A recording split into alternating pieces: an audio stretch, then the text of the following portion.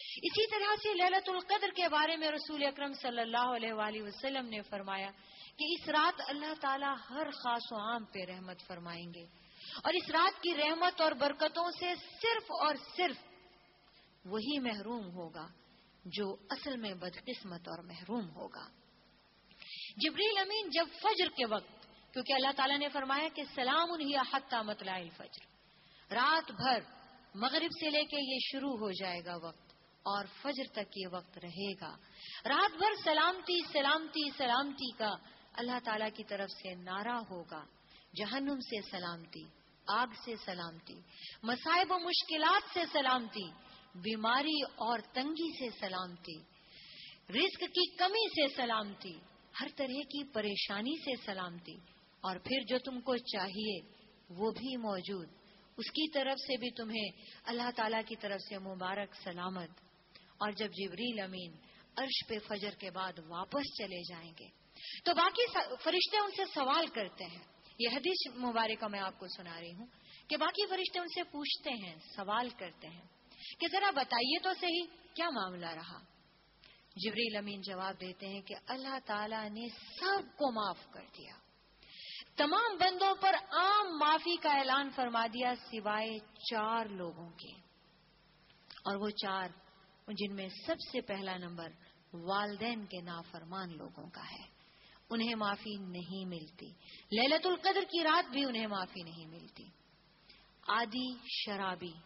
جو شراب آج کی رات بھی نہ چھوڑے، اللہ سے یہ وعدہ نہ کرے کہ میں اس جرم سے، میں اس بری لت سے تیری پناہ میں آتا ہوں، جو اب تک گزر گیا سو گزر گیا، جو بچ گیا اس کے لیے میں وعدہ کرتا ہوں، ان کی معافی بھی نہیں ہوگی۔ اور وہ رشتہ داروں سے قطع تعلق کرنے والا انسان جن خون کے رشتوں کو رب العزت نے جوڑنے کا حکم دیا ہے، اس کی معافی بھی نہیں ہے۔ اور وہ 2 مسلمان جو آپس میں دل میں کینہ بغض رکھتے ہیں، غصہ رکھے ہوئے ہیں، آپس میں بات چیت نہیں کرتے، ناراض ہیں، ان کی بھی معافی نہیں ہوگی۔ اللہ تعالیٰ فرشتوں سے فرمائیں گے کہ ان کا معاملہ ابھی انتظار میں رکھو، التوا میں ڈال دو، ان کو بعد میں دیکھا جائے گا۔ عزیزان گرامی، ہم آج ان 4 چیزوں سے اللہ کی پناہ میں آتے ہیں۔ ہم کیوں نہ توبہ کریں لیلۃ القدر کی رات، اگر ہم والدین کے نافرمان ہیں، کہیں دانستگی میں نادانستگی میں کبھی ماں کا باپ کا دل دکھا دیا ہو، آئیے آج توبہ کرتے ہیں، ماں باپ کو منا لیتے ہیں، روٹھوں کو کوئی بھی آپ سے روٹھا ہو منا لیجئے، کہ اللہ تعالیٰ کو منانے کا بھی یہ ایک طریقہ ہے کہ اس کی مخلوق کو بھی منا کے رکھا جائے۔ ماں باپ ان میں سب سے پہلے آتے ہیں۔ ماں باپ کی نافرمانی اگر اب تک ہوتی رہی تو آج اس سے توبہ کر لیجئے، اللہ کی پناہ میں آ جائیے، وعدہ کیجئے کہ آج کے بعد نہیں ہوگی۔ ماں باپ میں سے اگر کوئی ایک بھی باقی ہے تو اس سے بھی معافی مانگ لیجئے۔ ایک مرتبہ ایک صحابی آئے اور کہنے لگے، یا رسول اللہ مجھ سے بہت بڑا گناہ ہو گیا ہے، بدکاری کا گناہ ہو گیا ہے، بتائیے تو میں کیا کروں؟ آپ نے فرمایا تمہاری ماں زندہ ہے، اگر تمہاری ماں زندہ ہے تو اس سے حسن سلوک کرو، اس کی خدمت کرو، اس کی خدمت کے عوض تمہارے گناہ کبیرہ بھی معاف ہو جاتے ہیں۔ تو صحابی کہنے لگے، یا رسول اللہ میں بدقسمت، میری تو ماں بھی نہیں ہے۔ آپ نے فرمایا تو تمہاری خالہ تو ہوگی، خالہ کے ساتھ حسن سلوک کرو، کہ خالہ کے ساتھ حسن سلوک کرنے سے بھی ماں کے جیسے حسن سلوک کا فائدہ ہوگا۔ نمبر 2 پہ جو شراب ہے، یہ بھی تو ایک عادت ہے، ایک لت ہے، ایک چھوٹا سا امتحان ہے کہ ہم اپنے نفس پہ کر سکتے ہیں کہ نہیں۔ اگر ہمیں اس کی عادت ہے یا کسی کو بھی اس کی عادت ہے، کسی بھائی کو، بہن کو، نعوذ باللہ جس کو بھی ہو، کیوں نہ ہم آج سے یہ وعدہ کریں کہ ہم اللہ کی خاطر، اپنی خاطر، اللہ کے نزدیک ہو جانے کی خاطر، لیلۃ القدر کی رحمتیں اور برکتیں حاصل کرنے کے لیے اس سے توبہ کرتے ہیں۔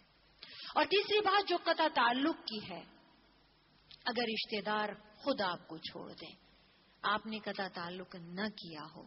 تو کم سے کم، کیونکہ میں یہ بات اس لیے کہہ رہی ہوں کہ بہنیں یہ بات بہت پوچھا کرتی ہیں، بھائی یہ بات بہت پوچھا کرتے ہیں کہ بہن ہم تو چھوڑنا نہیں چاہتے لیکن رشتے دار ہمیں ملتے ہی نہیں۔ اگر وہ نہ ملیں تو رسول اکرم صلی اللہ علیہ وآلہ وسلم کے اس قول کو یاد رکھیے کہ وہ تمہیں توڑیں تم انہیں جوڑو، وہ تمہیں توڑیں تم انہیں جوڑو۔ ہماری طرف سے کوتاہی نہیں ہونی چاہیے۔ اگر وہ ہمیں نہیں ملنا چاہتے، ہم 1 2 3 بار ٹرائی تو کریں، سلام کریں، وہ جواب نہیں دیتے تو عیدین پر ہی صحیح مبارک کہہ دیں، ان کی بیماری کا پتہ چلے تو تیمارداری کر دیں، ان کے غم کا پتہ چلے تو تعزیت کر دیں، ان کے دکھ کا پتہ چلے تو مٹانے کی کوشش کریں۔ اور وہ 2 مسلمان جو آپس میں کینہ اور بغض رکھے ہوئے ہیں، جن کا کوئی رشتہ بھی نہیں، محض کسی بات کا غصہ ہے، تو اللہ کی خاطر معاف کر دیں تاکہ ہمیں لیلۃ القدر کی تمام تر برکتیں اور رحمتیں نصیب ہوں، اور یہ رات جب فجر لے کر آئے تو ہم اس حال میں ہوں جیسے ہم آج پیدا ہوئے ہیں، دھل جائیں،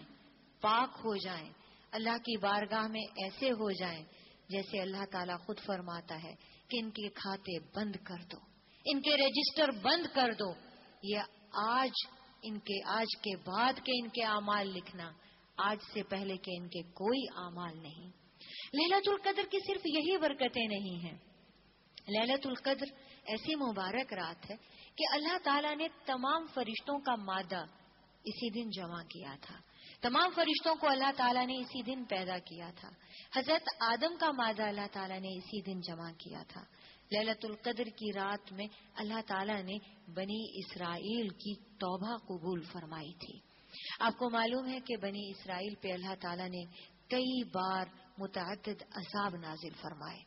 اس رات اللہ تعالیٰ نے ان کی توبہ قبول فرمائی کہ یہ رات اللہ تعالیٰ کو بھی بہت پیاری ہے۔ اس رات آپ صلی اللہ علیہ وآلہ وسلم پر پہلی وحی نازل کی گئی۔ اسی رات اللہ تعالیٰ نے پورے کا پورا قرآن مجید عرش الہی پر جو پہلا آسمان ہے ایک ساتھ نازل فرما دیا، اور جب جتنا ضرورت رہا اس کے بعد وہ جبریل امین اللہ کے حکم سے زمین پر آپ صلی اللہ علیہ وآلہ وسلم کے پاس اللہ کی امانت پہنچاتے رہے۔